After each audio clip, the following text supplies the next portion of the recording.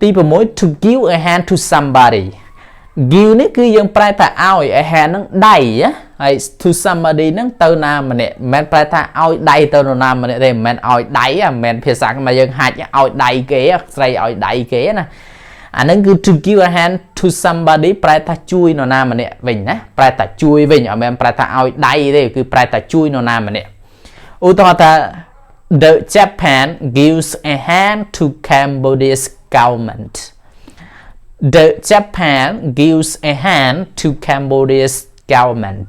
Miền này tha mấy? Miền này tha Pradesh Japan á. To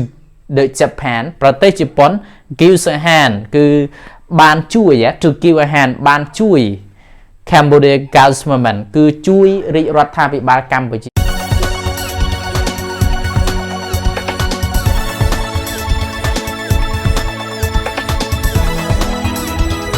Ok, so today bong pon pray mid ngày nàyខ្ញុំយក structure មានន័យថាសំណង់ប្រយោគមកព្រៀនបងប្អូនហើយសំណង់ប្រយោគទាំងអស់នេះគឺវាមានប្រយោជន៍សម្រាប់បងប្អូនណាបាទហើយបងប្អូនចាំពាក្យឲ្យបងប្អូនរៀនបង្កើតមិនមែនត្រឹមតែខ្ញុំយកឧទាហរណ៍នឹងមកព្រៀនបងប្អូនទេគឺបងប្អូនរៀនបង្កើតទៅជាទម្រង់ផ្សេងៗណាបាទអូខេអញ្ចឹង structure ទី1គឺពាក្យអីគេ to drop in somebody ណាបាទពាក្យ drop មានន័យថាយើងដាក់ drop in នឹងក្នុង somebody នរណាម្នាក់អញ្ចឹង to drop in somebody មិនមែនប្រែថាដាក់ក្នុងនរណាម្នាក់ទេយើងប្រែថាចូលសួរសុខទុក្ខខែបុណ្យខែទៀនរដូវភ្ជុំឬក៏កម្មវិធីពិធីសាសនាឬក៏កម្មវិធីអីផ្សេងបងប្អូនចូលសួរសុខទុក្ខឬក៏បងប្អូនឈៀងកាត់ទៅចុះសួរសុខទុក្ខនរណាម្នាក់គឺប្រើពាក្យថា to drop in somebody ឧទាហរណ៍ថាម៉េច I dropped in my friends yesterday. I dropped in my friends yesterday. ការពីម្សិលមិញយើងបកពី yesterday មុនក៏បានដែរបាទពីម្សិលមិញហ្នឹងខ្ញុំបានចូលសួរសុខទុក្ខណាខ្ញុំបានចូលសួរសុខទុក្ខមិត្តភ័ក្តិរបស់ខ្ញុំបងប្អូនឃើញពាក្យ drop in ណា drop in អត់មែនអា drop in នេះគឺជាប្រភេទនៃពាក្យមួយដែលយើងត្រូវដាក់ផ្គុំចូលគ្នាតែម្ដងអត់អាចយកទៅបំបែកគ្នាបានទេអញ្ចឹង drop in ប្រែថាចូលសួរសុខទុក្ខអញ្ចឹងហេតុអីអានេះដាក់ double p ដោយសារនៅខាងចុងវាគឺចេញនេះស្រាប់ចេញនេះអញ្ចឹងខ្ញុំតែងបរៀនបងប្អូនក្នុងវីដេអូឃ្លីបខ្លះខ្ញុំបានបរៀនណាកាលណាចេញនេះស្រាក់ផ្លាស់ចេញនេះយើងត្រូវ double consonant នៅខាងចុងគឺ double p មកណាបាទអញ្ចឹង I dropped in my friends yesterday កាលពីម្សិលមិញខ្ញុំបានចូលទៅសួរសុខទុក្ខមិត្តភ័ក្តិរបស់ខ្ញុំឃើញទេបាទឃើញ drop in ប្រែថាចូលសុខទុក្ខហើយ somebody គេ my friend ឲ្យឈ្មោះថា somebody ហើយបាទ clear ទី2ណាបងប្អូន cut down clear ទី2គឺពាក្យ cut down cut មានន័យថាកាត់ down ហ្នឹងគឺចុះ cut down ប្រែមិនមែនប្រែថាកាត់ចុះទេយើងប្រែថាកាត់បន្ថយណា cut down កាត់បន្ថយបាទកាត់បន្ថយការចំណាយអញ្ចឹងទៅកាត់បន្ថយការដើរលេងយប់អញ្ចឹងក៏យើងអាចប្រើពាក្យ cut down ដែរបាទអូខេអញ្ចឹងឧទាហរណ៍ថាម៉េច we all must cut down the corruption we all must cut down the corruption មានន័យថាម៉េចយើងទាំងអស់គ្នា we all យើងទាំងអស់គ្នា must cut down ត្រូវតែកាត់បន្ថយ cut down must នឹងប្រែថាត្រូវណាត្រូវតែកាត់បន្ថយ the corruption នៅអំពើពុករលួយ corruption ប្រែថាអំពើពុករលួយតាមពិតទៅអំពើពុករលួយបើសិនជាយើងមិនចាំបាច់ទៀមទាដល់ថ្នាក់ដឹកនាំខ្ពស់ហើយយើងម្នាក់ណាយើងម្នាក់ជារូបវ័ន្តបុគ្គលឬក៏ជាកោសិកានៃស្ថាប័នណាមួយយើងរៀនខ្លួនឯងព្យាយាមកាត់បន្ថយអំពើពុករលួយដោយខ្លួនឯងសង្គមជាតិរបស់យើងនឹងលុបបំបាត់ចោលនៅអំពើពុករលួយបានយ៉ាងងាយបំផុតណាបាទឲ្យតែខ្លួនយើងម្នាក់ចូលរួមណានឹងគឺយើងអាចកាត់បន្ថយបានហើយអញ្ចឹង we all must cut down the corruption យើងទាំងអស់គ្នានឹងត្រូវតែកាត់បន្ថយនៅអំពើពុករលួយបាទទី3ណាបាទទី3គឺពាក្យ to clean away something ណា to clean away something មានន័យថាលុបបំបាត់ចោលបាទ to clean ប្រែថាសម្អាត away នឹងចោល away នឹងប្រែថាឲ្យឆ្ងាយ something គឺអ្វីមួយអញ្ចឹង to clean away something យើងប្រែថាលុបបំបាត់ចោលអីមួយណាយើងលុបបំបាត់ចោលណាឧទាហរណ៍ថា we must cleaned away the waste from home អានេះសេដាច់ដូចគ្នាដាច់ដល់ឡែកពីគ្នាណាបងប្អូនបាទ we must cleaned away the waste from home បាទមានន័យថាម៉េចយើង we must clean away the waste from home មានន័យថាម៉េចយើងត្រូវតែលុបបំបាត់ចោល cleaned away យើងត្រូវតែលុបបំបាត់ចោល the waste ហ្នឹងគឺមានន័យថាកាកសំណល់ណា waste បើ waste ថាពាក្យជា verb ប្រែថាខាតបង់ណា don't waste your time កុំខាតពេលវេលាណា don't waste your time កុំធ្វើឲ្យពេលវេលារបស់អ្នកឯងហ្នឹងខាតចោលឥតប្រយោជន៍ណាដល់ពេល waste ថាពាក្យជា verb ថ្នាក់ពាក្យជា noun យើងប្រែថាកាកសំណល់ណាបាទ we must clean away the waste from home យើងត្រូវតែលុបបំបាត់ចោលកាកសំណល់ចេញពីផ្ទះរបស់យើងពីព្រោះកាកសំណល់ឬក៏របស់ដែលមិនស្អាតវាជាកត្តាមួយបង្កឲ្យមានមេរោគបង្កមួយឲ្យ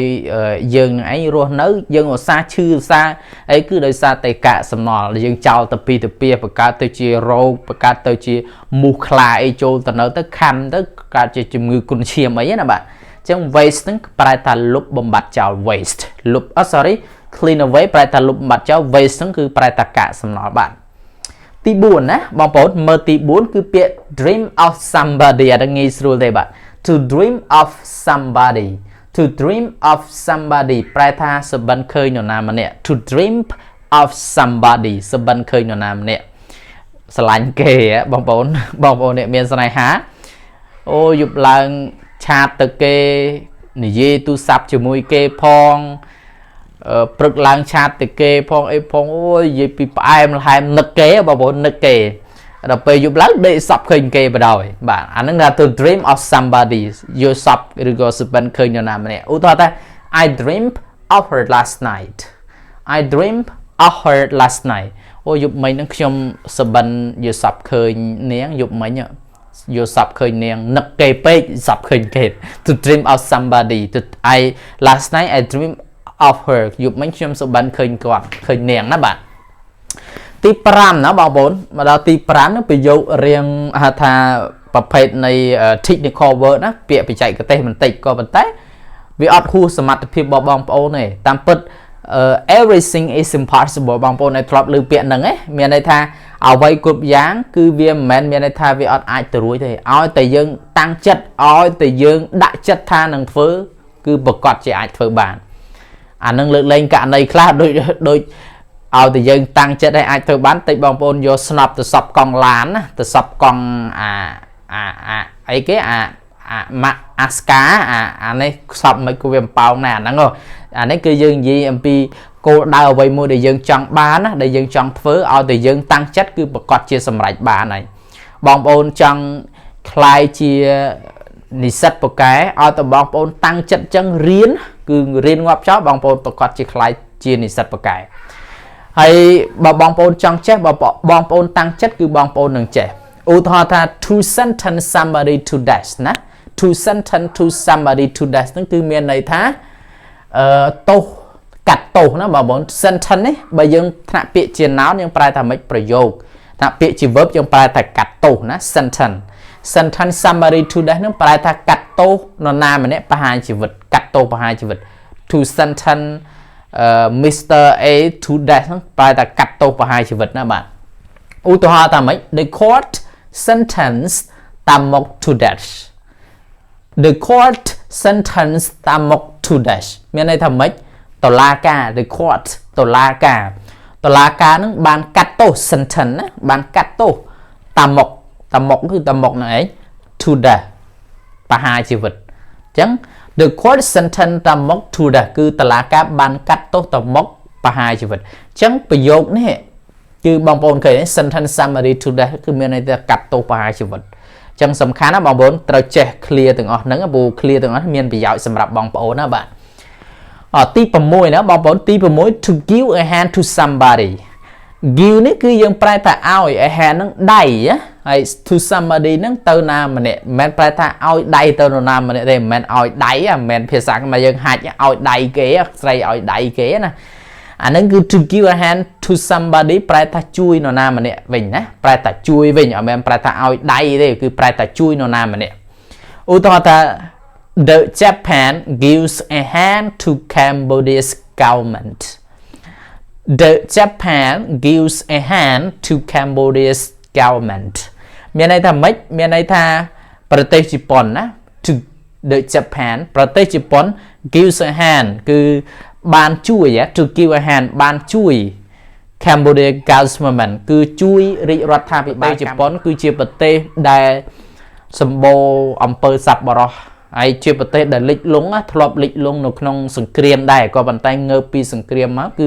ជាប្រទេសដែលជួយប្រទេសទុនទាបជួយប្រទេសផ្សេងៗច្រើនជាពិសេសប្រទេសខ្មែររបស់យើងគឺប្រទេសជប៉ុនគាត់បានផ្ដល់ជាជំនួយយ៉ាងច្រើនណាឲ្យតែប្រទេសកម្ពុជាមានវិបត្តិផ្នែកសេដ្ឋកិច្ចក៏ដោយកម្ពុជាទទួលរងនៅវិបត្តិណានីមួយក៏ដោយគឺប្រទេសជប៉ុនជាប្រទេសជំនួយរបស់ប្រទេសខ្មែរគឺគាត់តែងតែជួយហ្នឹងគឺជាមិត្តដ៏ល្អមួយដែលជួយគ្នាក្នុងគ្រាលំបាកណាបងប្អូនបាទអញ្ចឹង government ហ្នឹងប្រែថារាជរដ្ឋាភិបាលណាបងប្អូនហើយ give a hand ដូចខ្ញុំបញ្ជាក់ហ្នឹង to give a hand to somebody ប្រែថាជួយនរណាម្នាក់បាទចុងក្រោយណាបងប្អូនទី7ហ្នឹង to bet on something ប្រែថាភ្នាល់គ្នាដាក់អីមួយណា to bet ហ្នឹងប្រែថាភ្នាល់ណា to bet on something បាទ to bet on something ប្រែថាភ្នាល់គ្នាដាក់អីមួយណាឧទាហរណ៍ថាម៉េចCan you dare to bet on your car? Can you dare to bet on your car? ប្រែថាម៉េចណែឯងហ៊ានទេ dare to ប្រែទៅហ៊ានទេប្រែទៅហ៊ានណាតើណែឯងហ៊ានភ្នាល់ដាក់ឡានឯងទេ Can you dare to bet on your car? តើឯងហ៊ានភ្នាល់ដាក់ឡានទេនេះ dare to ប្រែថាហ៊ានហើយ bet on your car ប្រែថាដាក់ឡានណាបាទឡាន car ហ្នឹងប្រែថាឡាន bet onប្រែថាភ្នាល់ណាភ្នាល់ដាក់ឡានណែហ៊ានភ្នាល់ដាក់ឡានទេបាទបើយើងថាភ្នាល់ដាក់ជីវិត Can you dare to bet on your life Can you dare to bet on your life តើឯងហ៊ានភ្នាល់ដាក់ជីវិតនេះឯងទេនេះអាហ្នឹងគឺ bet on ហ្នឹងគឺប្រែថាភ្នាល់ណា to bet on something ភ្នាល់ដាក់អីមួយបាទអូខេអញ្ចឹងសង្ឃឹមថាវីដេអូនេះបានជាប្រយោជន៍សម្រាប់បងប្អូនហើយជួបគ្នានៅវីដេអូក្រោយទៀតបាយបាយបាទ